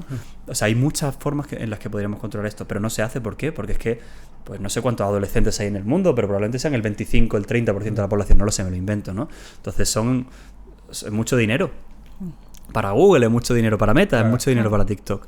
Entonces, bueno, esa para mí es una gran pata, ¿no? Regular las tecnológicas. Con el porno lo tenemos más difíciles porque están alojados en servidores fuera de Europa, por tanto las leyes europeas no valen, son una industria muy turbia, luego si queréis hablamos un poco de la industria, pero bueno, entonces podríamos hacer eso, ámbito educativo, ¿no? Pues hacer planes de detección en aula, que no lo hay para adicción a la pornografía, planes de derivación a profesionales de la psicología, tratamientos estandarizados, que se invierta pasta en el Plan Nacional de Drogas, que no se hace, por ejemplo, también sería interesante. En atención primaria, a los que son más peques, pediatría, enfermería, formarles en la carrera de psicología. A mí no me formaron en pornografía. En el máster de sexología me dieron vídeos porno. O sea, había vídeos eróticos, ¿no? No eran pornográficos, ¿no? Pero no había asignaturas sobre pornografía, ¿no? Esto ya está cambiando, ¿no? Entonces necesitamos formar a los profesionales con un criterio. O sea, que hay 15 años de literatura científica en PubMed sobre el consumo de pornografía. Evidentemente falta mucho, hay estudios contradictorios, hacen falta más estudios longitudinales, ¿no? Pero debemos saber todo lo que hay y los profesionales tienen que saber detectar esto en edades tempranas, ¿no? Entonces, bueno, todo eso, trabajar con las familias, hacer campañas de concienciación como la DGT, de esas que te dejan huella, ¿no? El Ministerio de Igualdad ha hecho una ahora que está muy bien, porque además nos pidieron ayuda a todos los profesionales, ¿no? Y le dimos datos científicos y se han basado en los datos científicos. Bueno, pues hacer cosas que estén basados en lo científico, en lo profesional, con un asesoramiento y que haya una educación afectivo-sexual saludable, que hasta ahora se ha hecho más bien desde lo ideológico y no desde lo científico, ¿no? Entonces eso ha sido como un problema, ¿no? Qué bueno. Y en caso de los padres, por ejemplo, ¿qué medidas podrían tomar los padres para asegurarse de que sus hijos pues no están consumiendo? O sea, ¿qué pueden hacer los padres, ¿no? En este sentido? O sea, son una gran vacuna para desarrollar un modelo de afectividad y sexualidad sano. Lo mejor que pueden hacer es comprar mi libro, que está enfocado a la prevención. Lo pondremos aquí en la ¿Por qué no? Cómo prevenir y ayudar a la adicción a la pornografía. No, pero fuera de bromas, pues pueden ayudar mucho a detectar un problema. Si una familia tiene las herramientas y el canal de comunicación abierto, ¿no? Con su hijo o con su hija, para que el hijo pida ayuda si tiene un problema, o sea, muchos pacientes que han venido a mi consulta no hubieran venido, porque a tiempo lo hubieran trabajado, ¿no? Entonces, con naturalidad, hablar de la sexualidad como si fuera un tema más, como hablamos de otros temas en casa, ¿no? Que no debería ser un tabú o algo escondido. Es verdad que no tenemos las habilidades o no nos han enseñado a lo mejor, pero bueno, tenemos una oportunidad muy buena en las familias actuales, ¿no? De ser la primera que ofrece un modelo sano de sexualidad. Y que hablar de sexualidad no es hablar del Kama Sutra ni de cosas raras, o sea que es hablar de educación digital, educar la sensibilidad, como hemos estado hablando, la afectividad, la capacidad de respetar al otro, la ternura, el afecto, cosas básicas que todos los humanos, y con el modelo que yo tenga también en mi pareja o en mi familia, pues eso va a aportar, ¿no? Entonces, poder prevenir, poder detectar, creo que sí que va a ser interesante. Deben formarse e informarse. Yo doy muchas charlas en colegios, quizá lo que más hago, ¿no? Y hay veces que me he encontrado 10 familias solo en un colegio que a lo mejor podrían venir 300, ¿no? Otros colegios vienen muchas. Y dices, joder, qué pena, ¿no? Y les felicito a esas 10 familias. Y digo, a mí me da igual darla a 10 que a darla a 300, ¿no? Yo voy a hablar de lo mismo, ¿no? Pero vosotros sois los que menos necesitáis estas sesiones, porque sois los que estáis concienciados. Claro. O sea, los que necesitan venir son los 280, 290 que no han venido, ¿no? Que no le dan la importancia. ¿Por qué crees que no van todavía? Pues porque piensan que su hijo no. El 80% de las familias piensa que su hijo no ve porno, y el 97% de niños y el 80% de niñas está viendo porno, o sabe lo que es, ¿no? Entonces, pues chico, tú sabrás. Exacto. Y bueno, has comentado el tema de tu libro, que lo pondremos aquí en la descripción para que la gente lo pueda comprar. En el libro hablas de un montón de estrategias para salir de la adicción. ¿Nos podrías comentar alguna así efectiva que pueda usarse y que funcione muy bien? Pues mira, para mí es muy importante el para qué, ¿no? Hay una serie que se llama Yo Adicto, que está ahora en Disney, que es así muy, muy intensa, que dice el por qué aumenta la culpa, el para qué aumenta la motivación, ¿no? Es verdad que el por qué o entender por qué a veces es muy interesante y muy útil también, pero tener un para qué, ¿no? Y una motivación a dejarlo creo que es lo principal. Yo cuando dejé de fumar me hice una lista en el móvil, la tengo todavía y a veces la pongo en los cursos, y puse futuros hijos huérfanos, cáncer de pulmón, de garganta, 4.000 cigarros al año, ¿no? Como una serie de elementos que me motivaban al cambio, ¿no? El ser consciente de para qué lo hacía y qué buscaba y qué iba a ganar o qué iba a perder. Para mí esa es la mejor... como la mejor base que yo puedo tener para dejar una adicción, ¿no? Luego, dietas tecnológicas, me parece fundamental, ¿no? Antes hablábamos de que pues un amigo se había quitado redes sociales, ¿no? Bueno, pues a veces necesitas hacer esas dietas tecnológicas, quitarte redes sociales, desacostumbrarte a la gratificación inmediata, aprender a posponer las recompensas, entrenar pequeños hábitos de autocontrol o de posponer las gratificaciones, hacer deporte es fundamental, ¿no? Estrategias de regulación emocional sanas. Esto hablamos si no necesitas acudir a un especialista, ¿no? La adicción a veces es compleja, requiere de un acompañamiento como del cubo de Rubik que decíamos antes. A veces hay que atacar una personalidad muy impulsiva, a veces es una familia, ¿no?, muy desestructurada que ha hecho mucho daño, a veces hay trauma, a veces hay unas condiciones sociales donde la persona está sufriendo mucho o tiene un trabajo donde le están abusando o haciendo moving y la persona tiene que salir de ahí o buscar una salida. A veces hay problemas de pareja, problemas sexuales en la pareja, ¿no? Entonces, bueno, depende del contexto, la situación, la persona y sus variables psicológicas y contextuales, pues le ayudamos de una manera, ¿no? Pero lo digital y lo emocional quizás son los dos pilares más grandes, ¿no? Encontrar un para qué y desarrollar estrategias de regulación y estrategias pues para alejarte un poquito de esa tecnología, ¿no? ¿Y qué perfil de persona le recomendarías tu libro? O sea, ahora quien esté escuchando que diga, este libro es para mí. Pues creo que es para cualquier persona que durante muchos años ha escuchado por qué ciberpornografía y ahora quiere aprender por qué no, ¿no? Y por eso se llama así el libro, ¿por qué no? Es el argumentario que yo he aprendido en 10 años, ¿no? Investigando, ayudando a personas de por qué dejar la pornografía o por qué no verla. Y sobre todo lo recomendaría también a cualquier persona que quiera prevenir y ayudar, porque creo que hay muchas estrategias de acompañamiento para profesorado, para familias. Creo que es una herramienta muy, muy útil. Voy a publicar en unos meses un cuento también, que bueno, ya estamos en ello y va a quedar muy chulo, para peques, ¿no? Porque creo que no hay ninguna herramienta, no puedo desvelar mucho más todavía, pero será una herramienta para que lo puedan leer los propios peques y puedan aprender, pues, que Internet es un sitio peligroso, también con cosas buenas, ¿no? Pero que tienen que tener cuidado con lo que hay ahí, ¿no? Qué bueno. Y ya entrando en el tema de proyectos personales, ¿cómo nació Piénsatelo Psicología y qué misión tiene para que la gente un poco lo pueda conocer? Piénsatelo está un poco en pañales todavía, lleva un año y en realidad es un proyecto que lleva formando parte de mí, yo creo que desde que empecé, ¿no? Pero que por fin pues he podido darle forma y generar una identidad, ¿no? Se llama así porque, bueno, creo que vivimos en una sociedad en la que no hay silencio, ¿no? No sé cuándo recordamos la última vez que hemos visto una peli sin mirar el móvil o que nos hemos parado a meditar, a mirarnos, ¿no? Y creo que vivimos en una sociedad tan emotivista, aunque veníamos de una sociedad muy racional, ahora estamos en algo tan emotivista que necesitamos volver un poco a esa parte como del pensamiento. A mí me gusta mucho la filosofía y he leído mucho a Sócrates, Aristóteles, me encanta, de lo que más leo, la verdad. Y me parece que tenemos que detenernos a pensar, ¿no? Y eso se aplica también pues a la psicología, ¿no? Yo creo que muchos de los pacientes vienen porque viven entre el estímulo y la respuesta sin ese espacio, ¿no? Muy, muy condicionados por esa hiperconexión, por esa gratificación inmediata. Es un proyecto que estamos ofreciendo ayuda online a muchas personas que tienen adicciones comportamentales, ¿no? Pues a pantallas, a juego, a pornografía. También trauma, tenemos profesionales de la neuropsicología, del trauma. Y bueno, también me gustaría que fuera un movimiento social, ¿no? Para cuestionarnos, ¿no? De hecho, nuestro lema es aquí nos cuestionamos las cosas, ¿no? Y por eso hacemos mucha divulgación también, ¿no? La pornografía es una de las patas, ¿no? Pero también las pantallas, las redes sociales, las operaciones estéticas, o sea, una serie de condicionamientos que hay sobre la mesa ahora que yo creo que tenemos que cuestionarnos si realmente son buenos, ¿no? Y que creo que así podremos ser libres, ¿no? Pensar nos hará más libres, ¿no? Entonces, bueno, pues ahora mismo hemos hecho pegatinas que se me ha olvidado traeros, pero nada, las dejo pendientes. Y la idea es que sea eso, pues también estamos haciendo mucha formación para profesionales, formación de mucha calidad, sobre abuso sexual, sobre sexualidad, sobre pornografía, que pensamos que es muy importante. Y bueno, pues eso es lo que os puedo contar. Pronto tendremos la web, que todavía no está ni hecha, pero tenemos una cuenta de Instagram que pueden seguir, Piénsatelo Psicología, y que, bueno, esperemos que vaya creciendo mucho.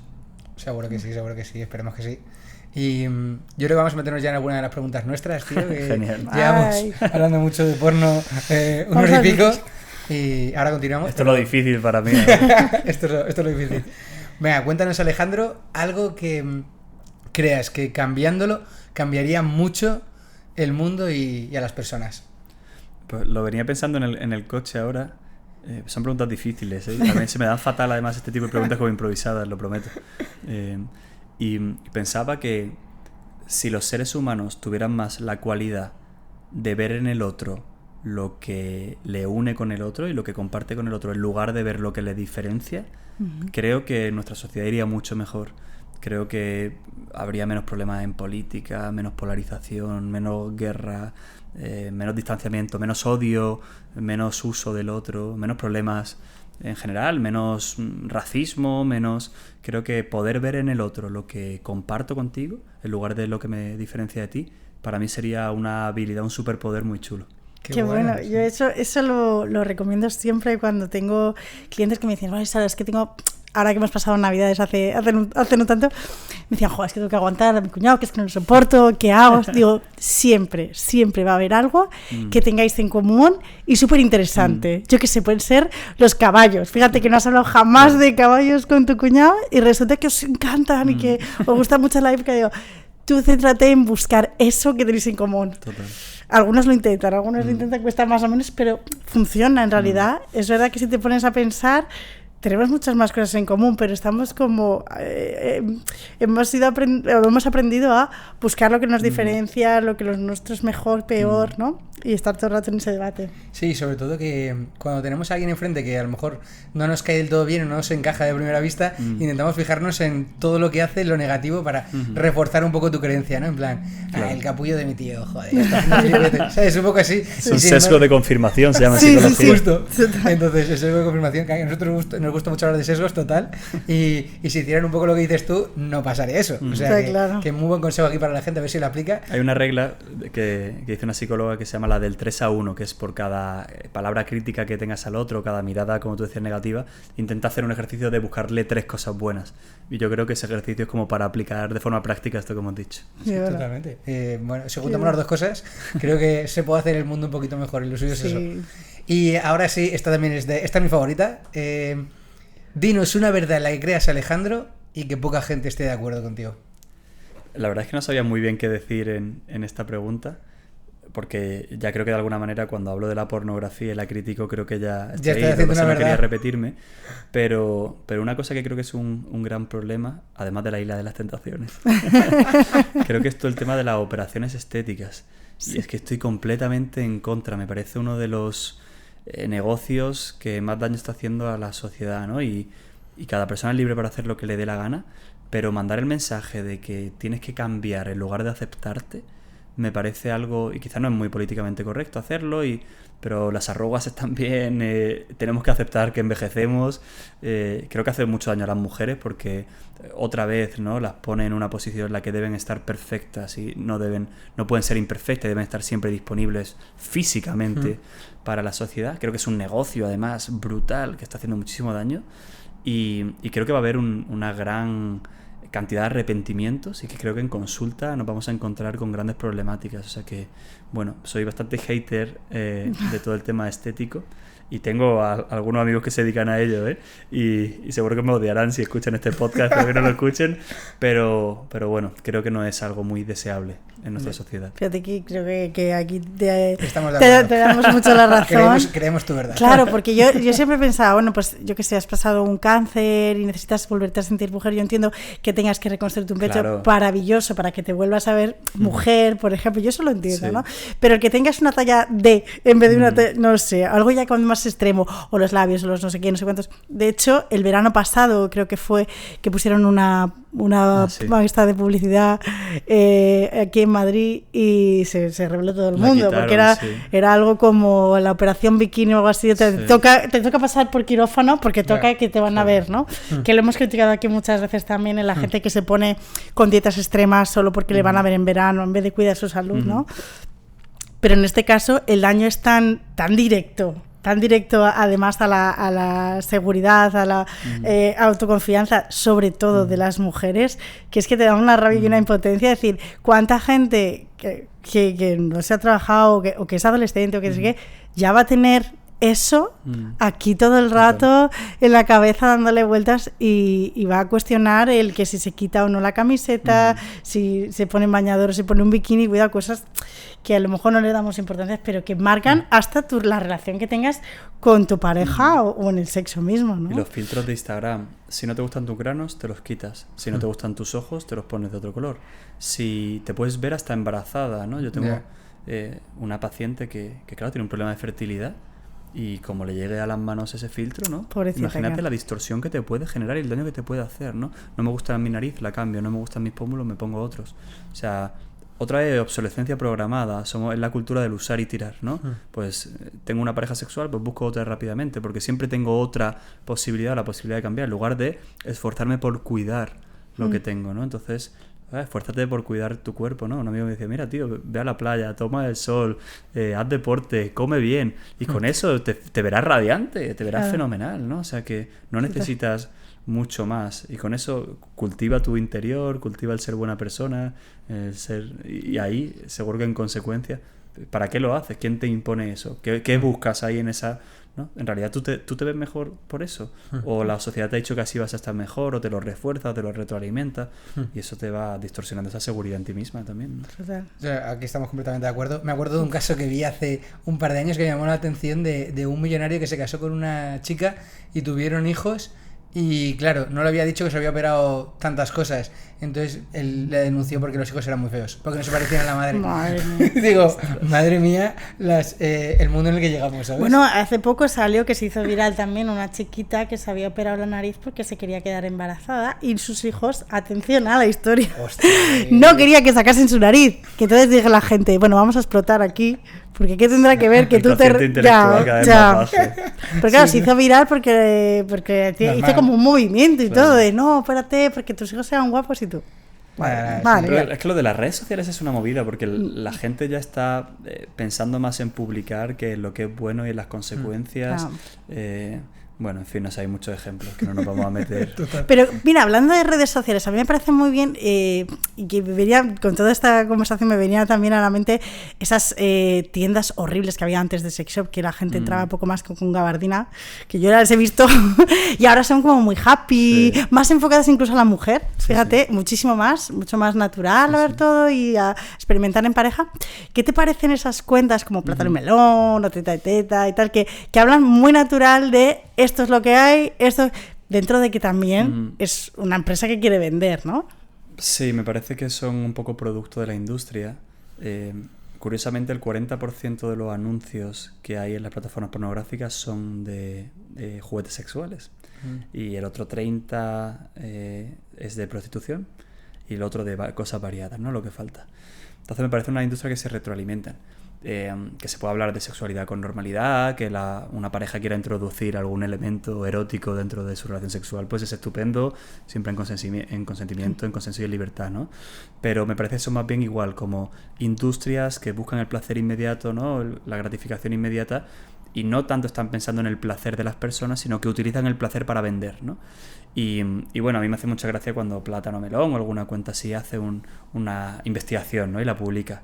Hemos hecho una encuesta, una investigación. O sea, yo estoy haciendo mi tesis doctoral y me está costando la vida hacer un paper científico para publicar en una revista de Cuartil 1 con unos modelos estadísticos complejísimos que nos han ayudado, estadísticas estupendas, que lo publicamos 10 autores internacionales, lo revisamos y nos lo han echado para atrás 25 veces el artículo antes de publicarlo. Y esto luego son los artículos que más llegan, ¿no? Esas cuentas tienen millones de seguidores y yo tengo una birria de seguidores, ¿no? Y no digo que mi contenido sea mejor, pero que al final prima más lo que es más viral, lo que llama más la atención, que en realidad el esfuerzo que hay detrás de una investigación que además tú te estás cuestionando si es una verdad, no es una verdad absoluta tampoco, tiene limitaciones el estudio y ahí son clichés, titulares, clickbaits que ya...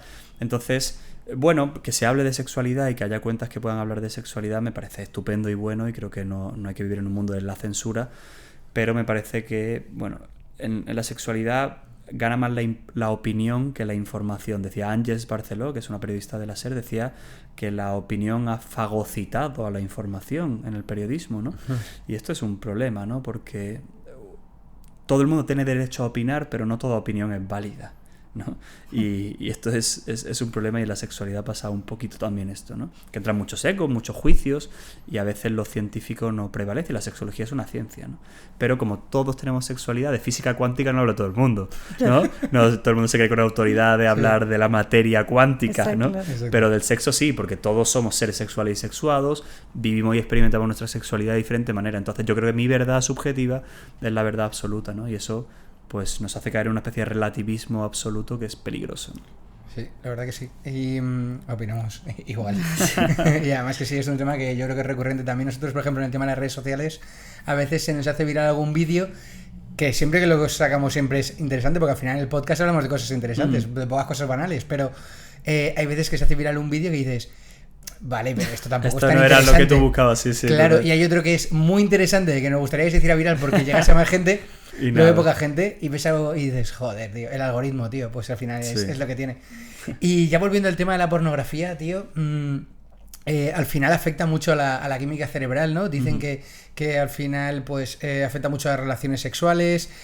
¿Cómo afecta el tema? O sea, ¿es real el tema ese de afectar a la química cerebral? Que luego hay una disfunción eréctil, las relaciones sexuales no funcionan igual. También que hay problemas de ansiedad que genera el tema de la pornografía. Sí, son temas que están todavía sobre la mesa, que hay pocos estudios. Parece que sobre todo a los hombres le afecta más a la satisfacción sexual y a la respuesta sexual. Tenemos varios estudios publicados con muestras de 3.000 sujetos más o menos que nos indican que hay un mayor nivel de disfunción eréctil cuando mayor es el consumo de la pornografía. También nos hemos encontrado en consulta bastantes casos con aneyaculación o eyaculación retardada, o sea que a nivel clínico sí que lo vemos bastante. Las disfunciones sexuales están en unos niveles muy altos en comparación con hace décadas, ¿no? Por tanto, creemos que es un reflejo también de este consumo masivo del sexo y no de una vivencia sana de la sexualidad. Tenemos también pues estudios que indican que hay mayor nivel de infidelidad en las parejas que consumen pornografía, menor satisfacción general sexual, menor intimidad sexual, un sexo más impersonal. Bueno, sabemos que también satisfacción, lubricación y excitación en mujeres también que tienen una conducta sexual compulsiva, ¿no? O sea que sí que parece que esto afecta también porque me genera una ansiedad de rendimiento, una expectativa irreal, una autoestima corporal más baja, una comparación con ese yo sexual ideal que cuando me miro a mí mismo pues pienso que no valgo, el tamaño, el aspecto de los genitales, la respuesta sexual, ¿no? Todo está pensado pues en un ritmo, en un baile, un compás, como la comida que comentábamos antes, que no es el adecuado, ¿no? Entonces todo eso va deformando mi idea sobre la sexualidad y va saturando mis sistemas de la recompensa en el cerebro, mi memoria procedimental, mi vivencia del erotismo a nivel sensorial, satura también mi lóbulo prefrontal y hace que mi capacidad de control disminuya, y una serie de elementos que van destruyendo la sexualidad, ¿no? O sea que yo siempre digo que el sexo aporta y el porno aparta, ¿no? Y el tema de que la gente lo consuma más cuando tiene más problemas, a lo mejor llega a casa estresado, con problemas en la vida que tiene en el trabajo y tal, en vez de afrontarlos, a lo mejor dejarlos un poco a un lado, que les sirva un poco como anestésico emocional, ¿no? Que que lo use. Sí, el porno es un ansiolítico, ¿no? El porno es un ansiolítico y es útil para muchas personas. Yo a los pacientes le digo, todavía no puedes dejarlo porque es que es tremendamente útil todavía para ti ver porno, porque no tienes otra manera de calmarte, no tienes otra manera de gestionar el estrés. Y esto a corto plazo te calma. A largo plazo es un ciclo vicioso, ¿no? Lo malo de la pornografía es que si tú tienes problemas y entras en la pornografía, eso hace que esos problemas vayan aumentando, ¿no? Y que en lugar de desarrollar herramientas de regulación emocional sanas, pues generas o asocias la pornografía a la regulación, ¿no? Y por tanto, pues el índice de compulsividad va creciendo, ¿no? Eso se llama reforzamiento negativo, ¿no? Te va quitando a corto plazo algo negativo, te quita estrés, te quita ansiedad, te quita aburrimiento, pero a largo plazo, ¿no? Pues la pornografía te abre la puerta de su casa, pero luego te cierra con llave, ¿no? La gratificación instantánea, ¿no? Como decíamos un poco, y luego los problemas que vienen, que la gente no mira ni a medio ni a largo plazo. ¿Y cómo ves el tema de la pornografía en los próximos años, ahora que va a entrar el tema de la IA, que ya ha habido problemas, ¿no? Que pasó con Taylor Swift hace poco, lo del DeepSeek, ¿no? El deepfake. Cambian la cara de... Incluso vemos que a lo mejor de aquí a unos años puedes ponerte la cara de tu amiga de tal, o de tu vecina, o de un tío. O sea, que no estamos hablando solo del tema de la pornografía al final de ambos sexos. Pero ¿cómo ves hacia dónde va dirigida la industria? ¿Te preocupa mucho más lo que puede pasar? O sea, ya nos preocupa bastante. El 50% de varones, según una encuesta que se ha hecho en Reino Unido, ya ha aprobado los deepfakes pornográficos. Del 99% de deepfakes son de mujeres, si tiene sentido lo que decías, de mujer y hombre. 1 de cada 5 ya prefiere ver porno en deepfakes y a su medida y a su gusto.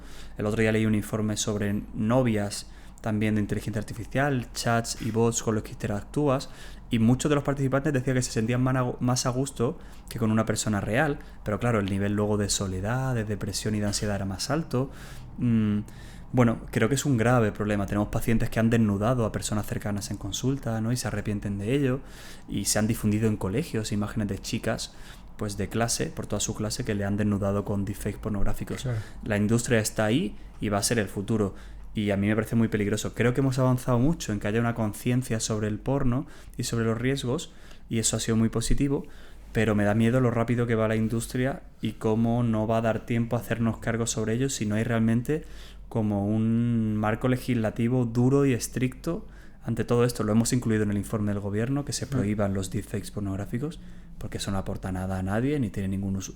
ChatGPT es estupendo, pero desnudar a alguien con inteligencia artificial no aporta nada. Bueno, de hecho, yo he visto ya hasta las gafas estas que directamente la persona delante, pues tienes Chris Hemsworth, ¿sabes? Que sí, realidad aumentada. Es una locura, porque claro, o sea, y de hecho hay un capítulo de Black Mirror, no sé si habéis visto Black Mirror, que también va un poco por ahí, dices, wow, es que ya se nos ha ido un poco de las manos, ¿no? En el videojuego, y si es infidelidad, si no lo es, de hecho se acuesta con alguien del otro sexo, por tanto claro. Se cuestiona su orientación, muy interesante. Sí, no, de hecho hay estudios con realidad virtual, solo uno, que dice que la persona que consume porno en realidad virtual tiene menos satisfacción sexual que la que no consume porno, o la que consume porno en ordenador, ¿no? Claro. Entonces, bueno, claro, con un traje que te dé vibraciones, que te pongas un aparato en tus genitales, esto va a pasar pronto, ¿no? Y es peligroso. Bueno, pues yo creo que se va a extinguir nuestra especie. Si seguimos así, sí, o nos convertiremos en una especie de homo digitaliensis, ¿no? Algo así como híbrido entre lo digital y lo humano. Pero yo creo que el cuerpo no está preparado y que la naturaleza humana no ha evolucionado suficientemente rápido. O sea, desde que el ser humano conoce el fuego y va evolucionando pasan millones de años, claro, ¿no? Para adaptarse incluso a la imprenta, a la revolución industrial, que ya fue como más rápido. Todo ha sido muy sereno. Ahora es demasiado rápido y el cuerpo la biología no evoluciona tan rápido, ¿no? Para que yo me adapte a eso. Yo creo que lo que va a haber son cadáveres de gente en salud mental y en sexualidad. O sea, gente hecha polvo, saturada, deprimida, suicidios. Yo creo que eso es lo que va a pasar como no evolucionemos. Sí, totalmente de acuerdo. Y casos como que yo ya he visto de chicas que se han suicidado porque les han hecho lo del deepfake en universidades, en colegios. Porno venganza o sexting no consentido. Exacto. Eso, luego si ves en plan ya países como Japón, tío, que ya les cuesta mucho relacionarse, y ahora estén en que si las muñecas estas sexuales y tal, y eso va a ir, cada vez va siendo más real, más natural, más, bueno, pues imagínate hacia dónde vamos a ir si ya lo introducimos en un país que tiene un problema. Claro. O sea, que la sociedad, como dices tú, no extinguimos. Hay que intentar que no, pero es verdad que es fastidiado el futuro. Y luego ya me gustaría preguntarte, una de nuestras preguntas clave es: ¿Alguna vez en tu vida has tenido un clic que haya sido transformado para ti, que hayas pasado una experiencia, un momento concreto que digas, este día fue para mí un antes y un después, me di cuenta de esto? No tiene que estar relacionado con la pornografía, puede ser otro día en tu vida que te hiciera cambiar, a lo mejor para dedicarte a lo que te dedicas o... O sea, yo creo que una experiencia vital que me marcó mucho fue la primera muerte importante que tuve en mi vida, que fue la muerte de un primo mío. Un primo mío murió en un accidente de coche, fue culpa del otro, unas navidades, un 28 de diciembre. Todos los años subimos todavía a visitarle. Y era muy joven, tenía 20 y pico años, y fue un drama familiar, ¿no? Y fue el primer contacto que tuve con la muerte, ¿no? Y yo creo que fue una de las primeras veces en mi vida. Yo tenía, no sé, tendría 20 o 19, no recuerdo exactamente yo cuántos tenía. Y fue la primera vez que me di cuenta de que era mortal, ¿no? Que es algo muy evidente, pero a veces no eres consciente hasta que te pasa algo importante en la vida, ¿no? Y también fue la primera vez en la que canalicé mis emociones escribiendo, que yo he escrito durante mucho tiempo, y poesía, y he leído mucha poesía. Y la poesía que le escribí a mi primo se publicó en el periódico de su ciudad, de Ronda. Qué bueno. La tenemos todavía en el periódico, ¿no? Y para mí fue un antes y un después. Uno, por ese descubrimiento y de poder sacar también a la luz esa parte de mí, ¿no? Sin vergüenza también. Y desde entonces siempre he escrito mucho y lo publicaba en redes sociales. Ahora escribo más divulgativo, ¿no? Pero sigo escribiendo, ¿no? De hecho, también escribía canciones. Tuve un grupo de música, eso no lo he contado nunca. Pero... Qué polipatético, ¿no? Y yo creo que ese fue un día muy importante y bueno, toca mucho la realidad y también pues te permite detenerte, ¿no? Y nosotros pues todos los 28 nos detenemos, ¿no? En Navidad, y muchos días que te acuerdas o que piensas o que te reúnes con su familia o con sus amigos, ¿no? Que todavía pues tenemos mucha relación, para decir, jo, esto es finito, ¿no? Al menos aquí, ¿no? Y bueno, pues no te enfades con esa persona porque igual no merece tanto la pena, o di más veces te quiero que no las dices y no te atreves, o bueno, o dimensiona las cosas, ¿no? A veces la vida es una mierda y tienes que enfadarte y ya está, ¿no? Pero te permite a veces coger un poquito de perspectiva sobre las cosas, y yo te diría que eso es lo que más, ¿no? Por suerte no he tenido ningún otro drama o punto de inflexión enorme o un cambio vital. Tengo una vida afortunada, privilegiada, una familia estupenda, y bueno, pues sí, me he ido esforzando y me he ido cultivando a mí mismo, y he dejado el tabaco y he hecho cosas por mi salud y por mi bien que me han ido ayudando y que me hacen retarme, ¿no? Pues ahí, la primera vez que me llamaron para la televisión estaba acojonado y dije que sí 100%, ¿no? Y luego tuve anginas, antibióticos y lo pasé fatal en una tele local, horrible fue además el programa, en un tablao flamenco, o sea, todo... pero bueno, esos retos sí, pero yo creo que como algo así como más importante fue ese día, ¿no? Qué bueno que de las cosas, tío, que momentos así duros de la vida saquemos cosas positivas, tío, que me parece algo fundamental. Que hay gente que se queda en eso y de ahí no sale, o sea, que muy buena historia. Y ya, aunque nos has contado alguna cosita, ya que has dicho que esto no sabe mucha gente, la pregunta así más difícil que tenemos, que es, cuéntanos algo que poca gente sepa de ti o casi nadie sepa. ¿Qué nos puedes contar así, Alejandro? Voy a contar una anécdota de una chorrada que hacía de pequeño, pero eso solo mi gente cercana lo sabe, y yo era un rayado con mi pelo. Cuando, no sé por qué, de adolescente era como súper inseguro con mi pelo y me ponía gomina, cera, de todo, o sea, me sentía como muy inseguro. Y muchas veces por las mañanas me ponía el casco de la moto como para aplanarlo un poco, para que se quedase más... O en agosto, cuando me iba con mis amigos de Badajoz, nos íbamos todos los veranos a la playa, yo iba siempre con un gorro de estos Billabong de la sierra y me lo ponía en pleno agosto, tío, para aplanarme el pelo con el aire a tope. Mis amigos pensaban, ya luego se reían y me conocían, ¿no? Pero bueno, pues típicas manías, eso nunca lo contaba a nadie, o sea, menos públicamente, y es algo íntimo. Y luego que soy coleccionista de mecheros. Bueno, era coleccionista de mecheros, eso te lo he contado antes, y tengo una colección enorme de clippers de la época que fumaba. Tengo como 500 clippers diferentes. Wow. Los tenía en una vitrina ahí en Málaga y ahora los quiero traer aquí a mi casa. Sueño con algún día exponerlos en, yo qué sé, un museo de arte barroco dentro de 50 años. Pues a lo mejor, no es tontería. Y doy fe, he visto la colección. Te he enseñado el vídeo antes. Son muchos. Y así ya para ir terminando, nosotros aquí siempre tocamos el método Tritraining, que es nuestro método. Ajá. Que hablamos de la nutrición, del entrenamiento mental, del entrenamiento físico. ¿Cómo de importante ves para salir de una adicción como la pornografía la buena alimentación y el deporte? Antes has comentado un poquito el deporte, pero Yo creo que es fundamental, ¿no? No soy ningún experto en nutrición ni en deporte, pero pues los psicólogos nos hacemos un poco de intrusismo y en las primeras sesiones siempre recomendamos una vida sana, ¿no? En general. Entonces yo creo que todos los hábitos saludables son muy positivos y un paciente con adicción suele tener una vida muy caótica, muy desordenada, muy poco estructurada, duermen muy mal, ¿no? Y eso a veces una adicción lleva a otra. Pues el que fuma cannabis come mal, tiene una vida más sedentaria, ¿no? Todo se retroalimenta, ¿no? Y yo creo que es súper positivo, ¿no? Una vida estructurada, una alimentación sana, verte bien, ¿no? Físicamente, hacer deporte para poder soltar también la ansiedad o regular tus emociones, ¿no? A muchas personas el deporte le ha salvado la vida, ¿no? O sea que lo primero para mí son como las cosas básicas, el deporte, el sueño, la alimentación, y luego ya entramos los psicólogos a trabajar la personalidad, pero bueno, una se retroalimenta con la otra, no sustituye, o sea, porque dicen, no, el deporte lo es todo, ¿no?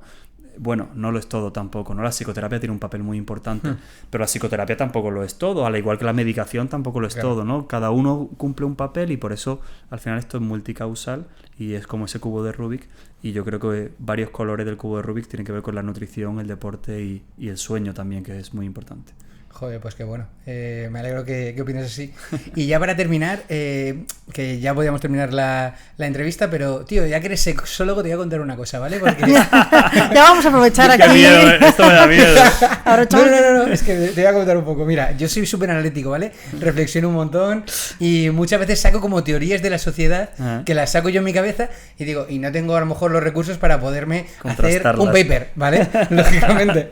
Entonces, tengo uno en torno a la sexualidad que se lo he comentado a algún amigo y le ha parecido, de hecho a Coque también se lo he comentado, le parece muy interesante y... Le damos saludos a Coque de aquí. Saludos a Coque. Coque vendrá aquí un día, verás. Y tío, mira, yo me di cuenta en mi etapa un poco así, ya más un poquito más entrado, pasado a la adolescencia, veía como dos perfiles de amigos míos, ¿vale? En relación a la sexualidad con las mujeres. Había uno que es mi perfil, ¿vale? Que era, oye, pues que podías ligar por la noche y eso, pero, tío, que eras mucho más... que le dabas mucho más importancia al sexo, en el sentido de que a lo mejor conocer a una chica por la noche y acostarse ese día no te atraía ni buscabas eso, sin embargo buscabas más a alguien que conectaras con esa persona, tal, y luego ya, pues quedar alguna vez y ya, pues oye, pues si surge, pues surge, ¿no? O sea, como ir como más despacio y darle más importancia al tema del sexo. Y luego estaba el otro perfil, que creo que todos tenemos ese tipo de amigo, que sale y todo el rato queriendo salir para acostarse con una chica, ¿vale? Entonces le daba exactamente igual a esa que esa, a lo mejor podían tener un poquito más de filtro o menos, pero era solo buscar el objetivo sexual, ¿no? Entonces, claro, yo vi eso y veía como que había, porque tenía un porcentaje, a lo mejor más amigos de la opción, de la segunda opción, ¿vale? Pero también tenía amigos de la primera opción, como era yo, ¿vale?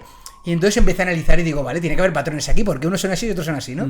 Y entonces me di cuenta que los que pensaban como yo, todos habían perdido la virginidad con amor, tío. O sea, su primera relación sexual había sido teniendo novia o una pareja y queriéndola, y entonces...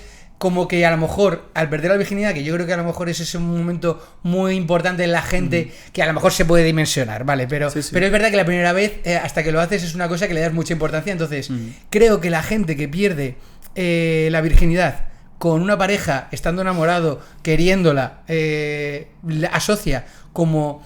le da un valor extra a eso y no lo prostituye o no lo banaliza.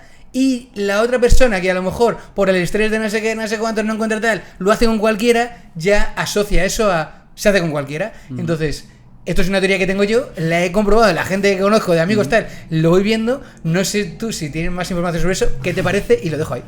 Me parece interesante, no conocía ningún paper tampoco que hable sobre esto, pero buscaré si hay... Bueno, la primera experiencia marca, ¿no? Evidentemente, ¿no? Y al final... el inicio de algo condiciona su desarrollo, ¿no? Esto pasa en otras cosas de la vida, en tu trabajo, en tu vida, en un viaje, en una experiencia, ¿no? Entonces, el sexo es un viaje en tu vida, todo forma parte también del viaje de la vida y tus primeras experiencias te marcan, ¿no? Yo añadiría quizá cosas a eso, ¿no? Además de quizá esas primeras experiencias que hayan condicionado a ir asociando más el afecto. Uno, el modelo que tú has tenido en tu casa creo que también marca bastante. Tú quieres como te han querido, como has visto que se quieren las personas.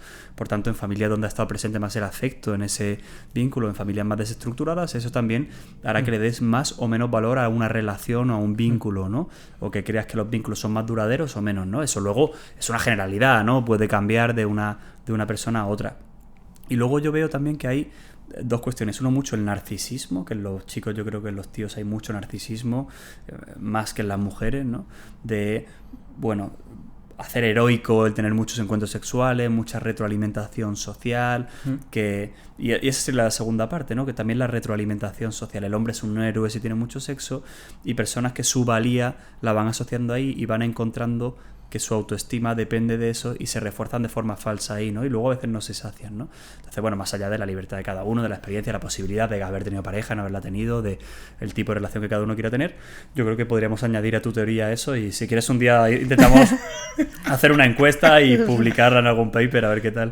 No, pues, pero tío, me parece muy interesante el cómo la primera experiencia condiciona el desarrollo de tu sexualidad, y ahora que lo dices, no conocía ninguna investigación que hable, y te prometo que investigaré porque me parece interesante. Yo lo compro, si te vale mi estudio, lo he probado con más de 30 o 40 personas cercanas, de analizarles y decir, vale, rollo, en algunos no tenía esa confianza y decía, oye tío, ¿tú cómo perdiste? Yo viendo cómo reaccionaba con el tema sexual, decía, ¿y tú cómo perdiste la virginidad? Ah, tío, pues con una tía tal. Digo, vale, esto, check, ¿sabes? Check. O el contrario, oye tío, tú, bueno, pues estuve 6 años con mi novia tal. Digo, check, ¿sabes? Entonces, todo era como check, pero claro, al final no es su paper. Pero, oye, lo dejo ahí y me agrada que te parezca interesante. A mí, antes de que terminemos la entrevista, que ya vamos a acabar, me gustaría que me ha quedado pendiente el preguntarte sobre si el tema de estas adicciones a la pornografía es igual también en los campos, o sea, en el mundo de homosexual, transexual, LGTBI, ¿cómo influye ahí o no? Dentro de la pornografía. Sí, es verdad que no hemos hablado de ello, y hay pocos estudios, sobre todo en personas transexuales, hay muy poco, vamos, te diría que prácticamente ni un paper. También es verdad que en porcentaje la prevalencia en la población es menor, por tanto los resultados pueden ser menos significativos, más difícil sacar conclusiones. Si hay más estudios en población homosexual o bisexual, digamos que es diferente a una orientación heterosexual, y generalmente lo que se ve es que suelen acudir más a la pornografía a buscar más respuestas a las preguntas que tienen sobre su orientación sexual, porque como pues hay más modelos en la tele, en su clase, en su familia de personas heterosexuales, no tienen tanta información sobre personas homosexuales.